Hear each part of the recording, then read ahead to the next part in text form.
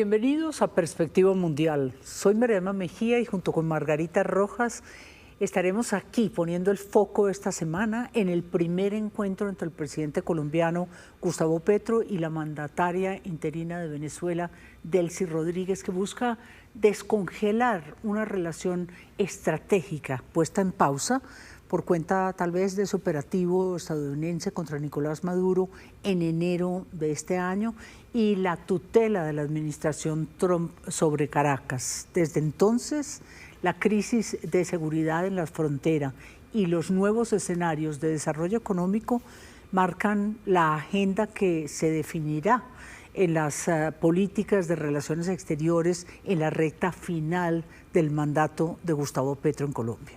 Sí, María Emma, así es. Y para hablar de eso nos acompañan Ángel Cárdenas, economista especializado en banca multilateral, gerente de infraestructura para el desarrollo de CAF, que es el Banco de Desarrollo para América Latina y el Caribe. También Walter Molina Galdi, politólogo venezolano en Argentina y articulista del medio La Gran Aldea. Bienvenidos. Pues queríamos comenzar saludándolos a ambos. Este encuentro de hoy, Ángel, era muy importante, estaba previsto, se han desarrollado legislaciones nuevas en infraestructura, en hidrocarburos. Desde el punto de vista económico, ¿qué cree usted que es lo importante de esta relación binacional tan estratégica para ambos países y para el hemisferio, claro? Primero que todo, buenas tardes y gracias por la invitación. Yo creo que lo central de este encuentro en este momento es que toca, o se presume que van a tocar dos grandes temas. Uno, definitivamente, todo lo que es la agenda energética. Como sabemos, Colombia presenta el desafío hacia adelante entre 2026 y 2027 de un déficit energético y empieza a ver a Venezuela como una oportunidad desde la integración energética, sobre todo en temas de gas.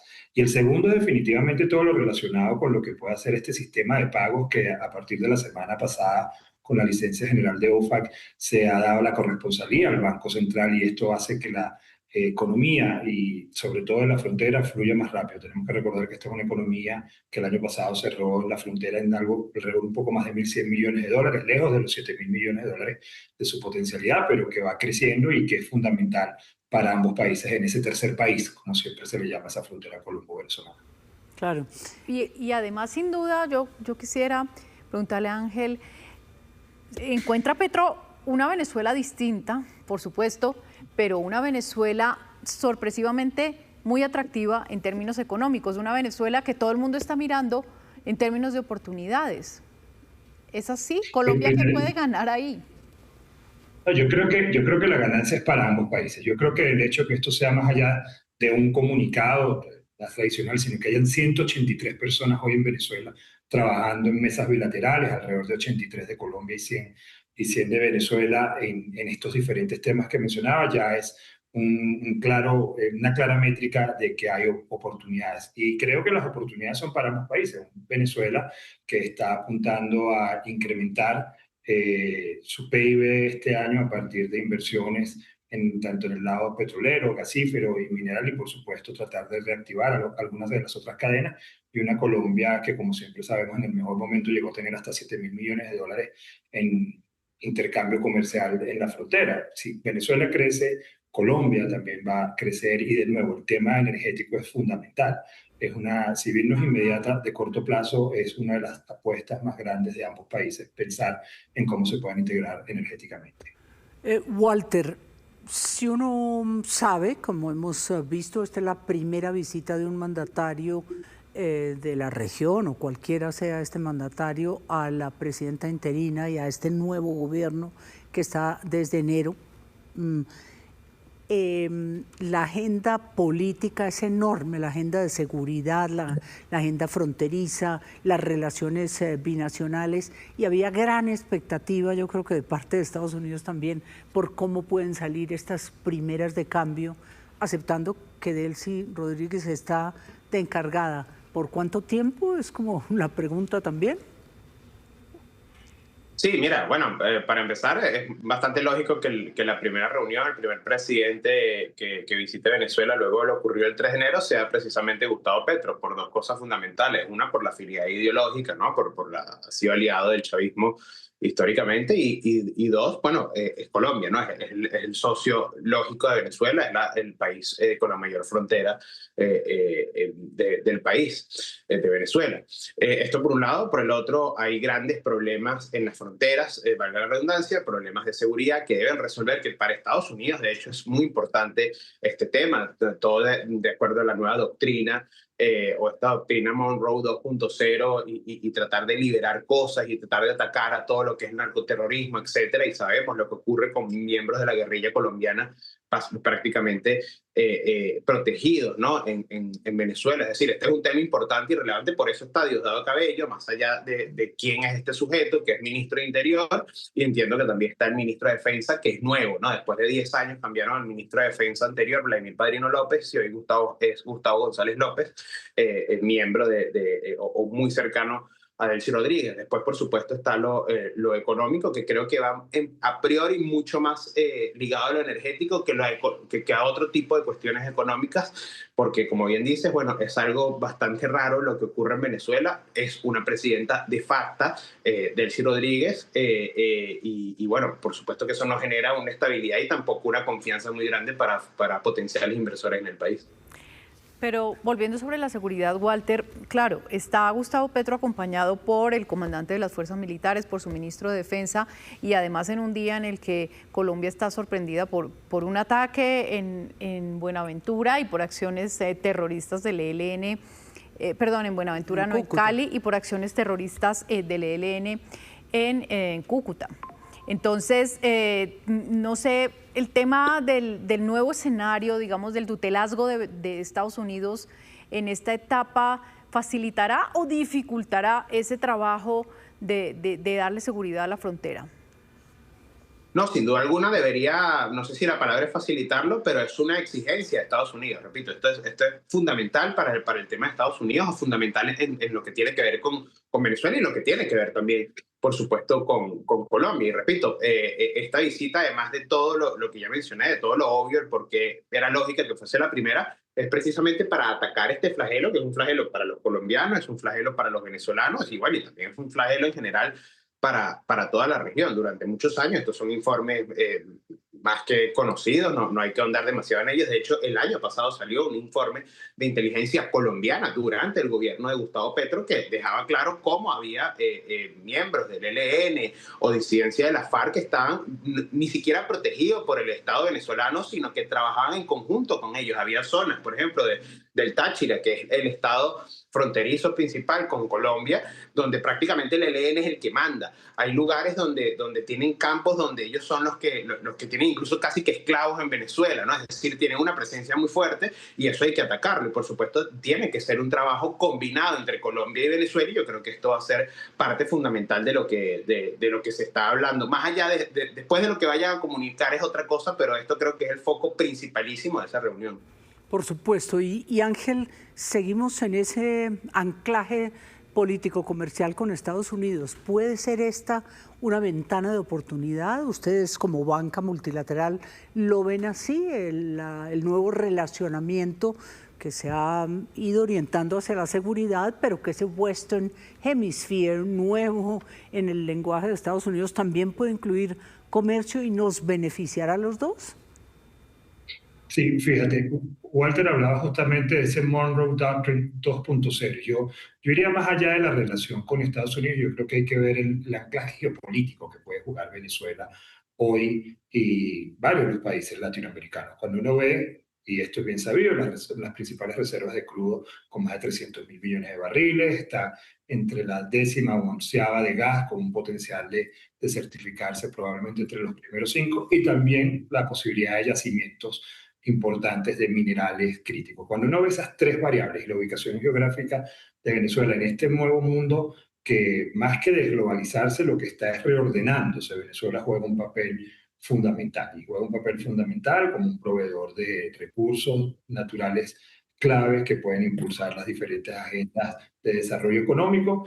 Y por supuesto, en el contexto con Estados Unidos, se alinea muy bien planteado lo que justamente ha salido en ese famoso documento de estrategia de defensa de la doctrina Monroe 2.0, donde el Western Hemisphere, como lo mencionas tú, María Emma, tiene que de alguna manera preservarse. Pero de nuevo, yo creo que va más allá. Yo creo que Venezuela es una pieza clave, al igual que lo es Colombia, en este anclaje nuevo geopolítico de la región. Y lo sorprendente, Margarita, Ángel, Walter, es el interés también del presidente Petro en hablar hoy de la reapertura del gasoducto binacional, de las relaciones económicas y de monómeros, que está pues en el meollo de toda la situación por fertilizantes en el mundo. Estados Unidos no lo debe querer dejar ir y que Colombia lo compre. ¿Cómo lo ven ustedes en la CAF? A ver, son infraestructuras críticas que promueven el comercio y que promueven ese intercambio. En el caso del gasoducto, pareciera claro, si todos sabemos, hasta desde el año 2015 el gasoducto no está funcionando. Era un gasoducto que fue pensado en su momento para exportar gas de Colombia a Venezuela, y hoy, a partir de la situación de potencial de déficit energético que tiene Colombia, apunta más bien a que Venezuela pueda ser ese proveedor. Tiene suficiente capacidad, se puede alimentar de varias cuencas como la de Cardón, el Cuatro o la Perla, en todo el estado Falcón, pero se requieren inversiones importantes, inversiones para escalar esta producción y que eventualmente pueda ser la exportación de moléculas al mercado colombiano y que pudiera cubrir esa demanda importante. Recordemos que en diciembre de 2024 Colombia por primera vez importó gas licuado, ¿no? Y se presume que eso puede seguir incrementándose, así que yo creo que es clarísimo que la República de Colombia apunte justamente a esta conversación. Ahí, por supuesto, hay desafíos técnicos, hay que analizar bien cómo están las infraestructuras, hay desafíos jurídicos, institucionales, porque todavía algunos de los cumplimientos con temas de licencias no está claro si habilita inmediatamente a que se pueda operativizar eso desde el lado de Ecopetrol, pero eso se puede funcionar. Yo creo que lo clave es cómo se pueden canalizar recursos para escalar la producción gasífera venezolana, para que pueda exportar a Colombia y para que al mismo tiempo, y esto es clave porque los venezolanos han sido también claros en que esas moléculas tienen que entrar en el mercado venezolano para también reactivar el sector energético, que de nuevo es lo que le va a dar vida a la producción petrolera y producción gasífera.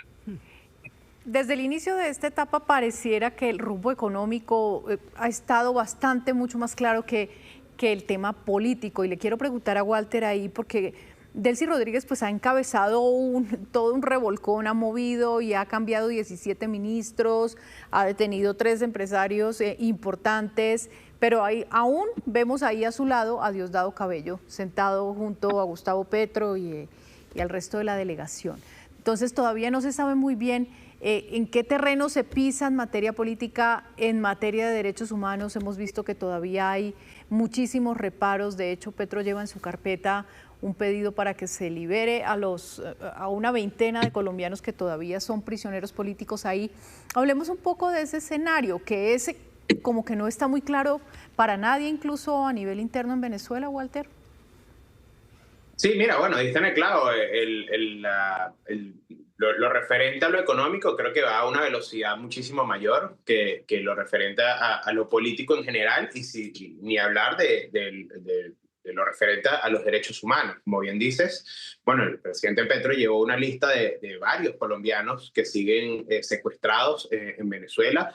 Son muchos los extranjeros que todavía siguen secuestrados, por lo menos hay un argentino con seguridad, el abogado Germán Giuliani. Son casi 600, más de 600 según algunas ONG, más de 500 según la ONG principal de estos casos, que es Foro Penal en Venezuela, que están en centros de tortura en Venezuela en este momento. De hecho, ha habido en el sistema carcelario venezolano, en menos de una semana ha habido ya 9 muertes en menos de una semana. Y en muchos de esos lugares donde ha habido muertes por falta de asistencia médica, por motines, etcétera, hay presos políticos. Y esto da cuenta, bueno, de una situación política que es muy, muy extraña de entender, ¿no? Si bien ha habido ciertas aperturas o ciertas ventanas en este sentido, porque las ha habido algunas excarcelaciones, algunas liberaciones, como es el caso de, pongo un nombre, como de Juan Pablo Guanipa, uno de los líderes principales del país, que está recorriendo ahora el país, y eso, bueno, ya habla de algo diferente a lo que ocurría hasta el 2 de enero. Bueno, repito, todavía hay más de 600 presos políticos, como bien menciona, sigue Diosdado Cabello ahí amenazando, tiene un programa todos los miércoles en que sale a amenazar a la gente.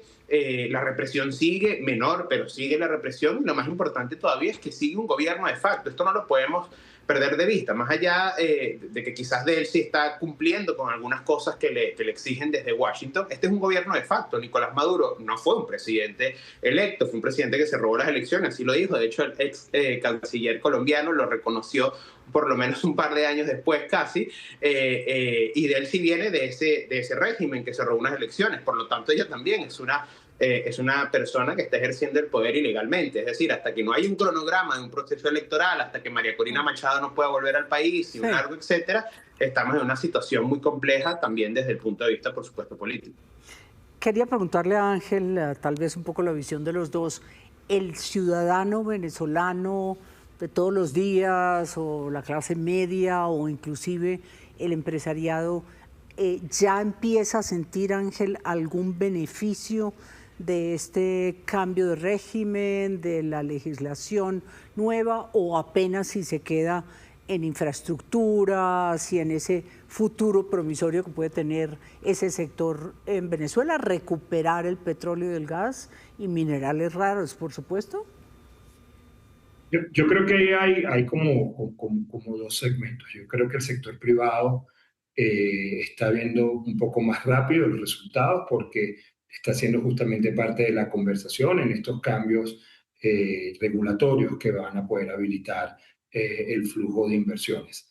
Creo que todavía es muy temprano, el flujo de ingresos se ha incrementado, pero creo que esto va a tardar un poco más que se escale la producción petrolera y sobre todo la venta. Sin embargo, es previsible que este año, y así lo dicen las diferentes estimaciones, Venezuela va a crecer en gran medida y ahí va a tener un efecto derrame. Pero, de nuevo, creo que todavía es muy prematuro para la llegada de recursos, pero lo que sí puedo asegurar es que hay por lo menos expectativas positivas de que pueda haber mayores ingresos para toda la población, y eso hace parte tanto del sector privado como el ciudadano de a pie en las diferentes ciudades de Venezuela. Y sin duda también un cambio de ánimo, ¿no? Un cambio en percepción, que también eso, pues como saben ustedes mucho mejor que nosotros, los economistas, influye también en forma determinante en el rumbo económico, Ángel. Sí, yo voy a hacer una anécdota, voy a contar una anécdota. Creo que hoy en los diferentes centros financieros de la región, el lugar común es preguntar si ya fueron a Caracas, ¿no? Eso ha quedado como hay esa mucha curiosidad y justamente esa expectativa. Pero creo que lo otro es que definitivamente hay ese entusiasmo anclado en ver una oportunidad de crecimiento, pero un crecimiento que también hay que ser honesto. Cuando uno ve en los últimos años el crecimiento a lo mejor un poco más magro que lo que va a ser en 2026, se venía dando con una agenda pragmática de parte justamente del gobierno de Venezuela en tratar de abrir a flujos de financiamiento. Entonces creo que hay una perspectiva mucho más positiva. Yo quería preguntarle a Walter que miráramos un poco el tema de la oposición. María Corina Machado está allí un poco como esperando una oportunidad, ha hablado del regreso, de su regreso a Caracas. ¿Eso cree usted que requerirá un poco el visto bueno de Estados Unidos, de Marco Rubio, que ven por el momento una transición más segura, con un parlamento más cautivo y en manos de Delcy Rodríguez? ¿O? Mira, voy de atrás para adelante. Yo creo que el propio Marco Rubio, que digamos que es quien lidera de parte de la administración Trump todo lo que ocurre en Venezuela, habló de 3 fases, ¿no? De una primera fase de estabilización que según el mismo Departamento de Estado ya fue cumplida, es decir, la primera fase ya ocurrió, repito, según el Departamento de Estado. De hecho, eso coincide con el cambio de encargado de negocios de Estados Unidos en Venezuela. Se fue Laura Dogu, llegó ayer John Barrett, cuyo historial deja ver que se va a meter mucho en temas institucionales en Venezuela, o eso al menos lo que pareciera, para cumplir luego las otras 2 fases. Esta segunda, que es muy económica, y por supuesto la tercera, que ya es la fase de transición hacia una democracia que tiene que ver sin duda alguna con un proceso electoral donde el gobierno sea legitimado por la gente, ¿no? Lo elija la gente. En este marco, por supuesto que la vuelta de María Corina Machado es fundamental en el país. Lo es por muchas razones. Lo primero porque, bueno, es una ciudadana venezolana que quiere volver a su país, así de simple. Luego, por supuesto, es la líder del país indiscutible. Habrán visto ustedes la movilización que ocurrió en Chile hace un mes y medio aproximadamente. Yo estuve ahí. Fue enorme. Habrán visto la que ocurrió hace 2 semanas en Madrid. Fue increíble. Nadie dentro de Venezuela, ningún dirigente venezolano podría mover en Venezuela lo que logra María Corina Machado incluso fuera de Venezuela. Y esto ya es una realidad en sí mismo. Y yo creo que por eso también su vuelta es una, no diría que lo visto bueno, pero sí está de alguna manera coordinada con Estados Unidos por todo lo que ello va a significar en Venezuela. Yo creo que esto va a ocurrir, esto es una hipótesis, yo creo que esto va a ocurrir muy pronto, yo creo que María Corina va a volver al país muy pronto, que además va a significar algo, y aquí para cerrar, para el tema económico también, va a significar para los potenciales inversores algo muy positivo, porque van a ver que estas 3 fases realmente están corriendo hacia el lugar correcto. Venezuela es un país que prácticamente se tiene que hacer desde cero en este momento y se necesitan muchas inversiones ahí. Y Colombia, por ejemplo, está al lado, tantas cosas que se pueden hacer en conjunto. Ahora bien, estamos hablando, como ya lo he dicho, de un régimen que si bien ha dado ciertas aperturas y no es lo mismo lo que está ocurriendo hoy a lo que ocurría hasta el 2 de enero, es un régimen ilegítimo, es un régimen que ha destruido el país durante 27 años con expropiaciones, con robos, con corrupción, etcétera, y son los mismos que han estado durante 27 años, de modo que lo mejor que puede ocurrir para Estados Unidos, para Colombia y por supuesto para los propios venezolanos es que haya en Venezuela un gobierno electo democráticamente, un gobierno legítimo, un gobierno con un proyecto de país donde por supuesto las inversiones sean fundamentales. Pero hablando del tema de inversiones, le pregunto a Ángel, el hecho de que esa designación de Delcy Rodríguez y ese desempeño bastante satisfactorio que tiene ella frente a los inversionistas del mundo, a los empresarios y bueno, toda esta gente que ha empezado a desfilar por Venezuela viendo oportunidades, corre el riesgo de afianzarla, ¿no? Corre el riesgo de afianzarla y de alguna manera prolongar lo que debería ser la etapa esta de la transición en aras de consolidar lo que ellos están trabajando como recuperación económica. Yo voy a ser muy economista acá, yo voy a hacer la premisa de que si yo fuera un inversionista, ¿qué estaría viendo? ¿No? O sea, como ese análisis. Y yo creo que más allá que definir, yo quisiera ver qué es lo que me va a dar credibilidad y estabilidad en el largo plazo. Hay 2 perfiles de inversión. Hay un perfil más de corto plazo, probablemente en estos 24 meses, 24 o 36 meses donde hay inversión para esta capacidad ociosa, sobre todo en los sectores que generen rápidamente divisas. Hay otros sectores donde indudablemente se van a requerir reformas de fondo para que puedan de alguna manera traer flujo de capitales, como por ejemplo el sector eléctrico. Cuando uno ve el sector eléctrico, es un sector que está más o menos operando el 30% de su capacidad y que sobre todo tiene inversiones importantes hacia adelante para reactivar ese sector. Ese sector requiere de reformas, requiere de volver a tomar unos cambios que permitan asegurar la estabilidad de la inversión, porque son inversiones de 15 a 20 años. Entonces creo que si yo fuera inversionista, creo que más allá de saber quién es quién o quién tiene más o menos competitividad, lo que yo sí quisiera asegurarme es que independientemente de lo que pase en esas fases que ha mencionado el gobierno de Estados Unidos, igual te lo venía diciendo, haya credibilidad. Porque yo voy a tener que tomar decisiones, ir a mis comités de inversiones, es decir, yo voy a invertir en una línea de conexión, en un transformador, etcétera, y yo me tengo que asegurar que en el año 1 se pueda construir, pero también que en el año 10 o en el año 15 me lo puedan pagar. Creo que esa es la mentalidad, creo que a ratos puede haber más pragmatismo de parte de los inversionistas, pero definitivamente el país va a tener que enviar esas señales y se van a tener que hacer las reformas alrededor para que eso pueda ser estructurado y financiado. Pues estamos aquí con Ángel Cárdenas del Banco de Desarrollo de América Latina y el Caribe y con Walter Molina, analista político en perspectiva internacional. Y quiero ir a su punto. Está un poco quedado el comercio, la economía, los inversionistas colombianos comparados a otros lugares del mundo, tal vez por razones de sanciones, todavía no hay como toda la apertura a pesar de que el Banco de la República, el Banco de Venezuela ya se abrió? ¿Estamos quedaditos? Yo me voy a aventurar a decir, primero una cosa que siempre hay que aclarar. No había sanciones para el sector privado en Venezuela. Había sanciones para el sector público y específicamente algunas entidades, con lo cual siempre se pudo hacer inversiones en el sector privado. Lo que sí había era un problema de overcompliance, sobre cumplimiento, y que era lógico. Hace poco yo estaba en una charla y me preguntaban cuál es el mejor consejo que usted le daría a un inversionista colombiano, que tuviera un buen abogado y entendiera bien el noticiario de la OFAC, porque hay que entender cómo pueden las sanciones afectar o no afectar la toma de decisión. Pero creo que más allá de eso, Colombia más bien lo que tiene es una gran oportunidad por cercanía cultural, por un sector privado de calidad, por empresas públicas que pueden rápidamente trabajar en esta reactivación económica de varios sectores, sobre todo los energéticos, y sobre todo tiene algo que hace falta en Venezuela, que es talento.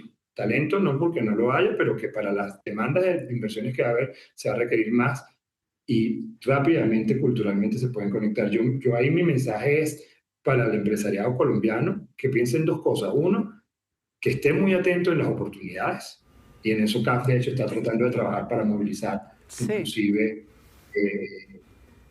presencias y misiones comerciales, y la otra, cambiar un poco el chip, Y esa así, cultura Ángel, de cómo es la inversión, porque en algún momento el gran desafío de nuestro comercio binacional es que es muy transaccional, muy venta, productos o de contenedores.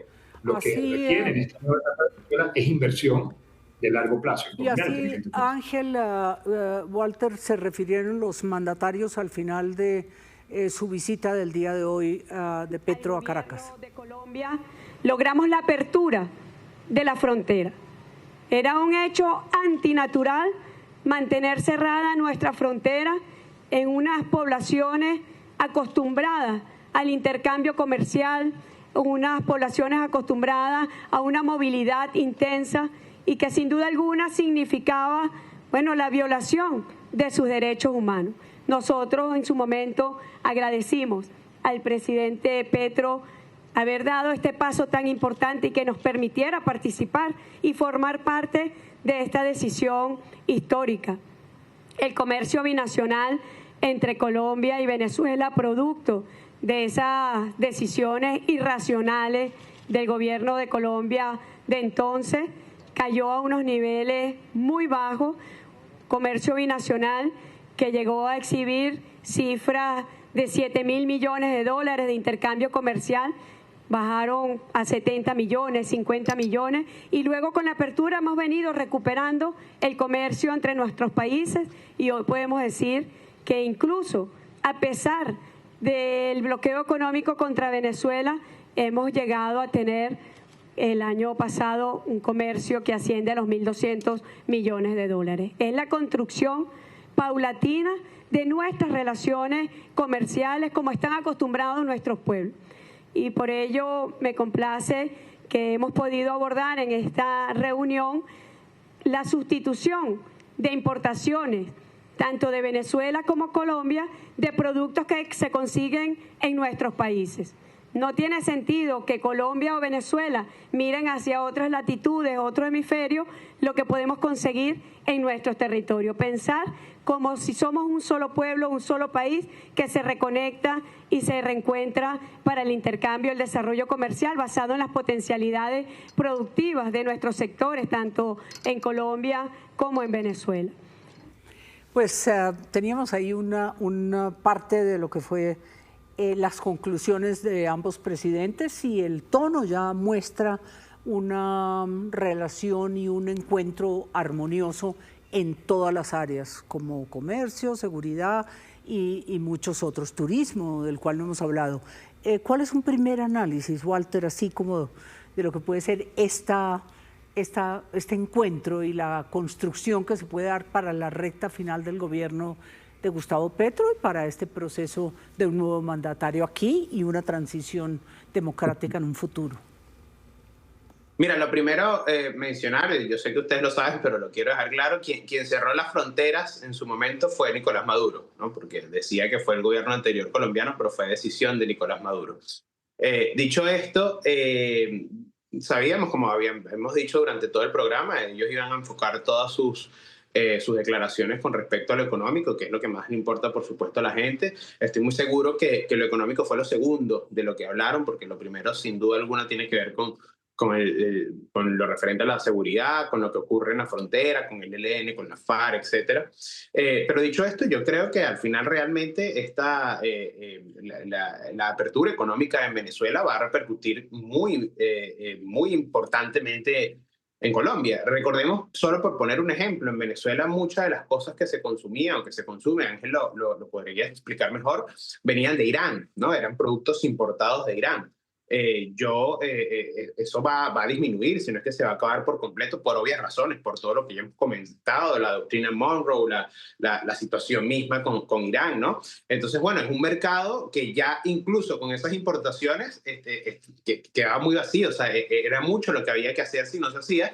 Y ahora, bueno, está Colombia ahí al lado para sustituir en buena medida parte de ese mercado, por hablar solo de lo alimenticio, pero está el calzado y un largo etcétera, ¿no? Así que esto va a beneficiar, por supuesto, a los dos países, pero vuelvo a lo que hemos dicho anteriormente, estos son paños calientes de alguna manera hasta que no haya en Venezuela un cambio real.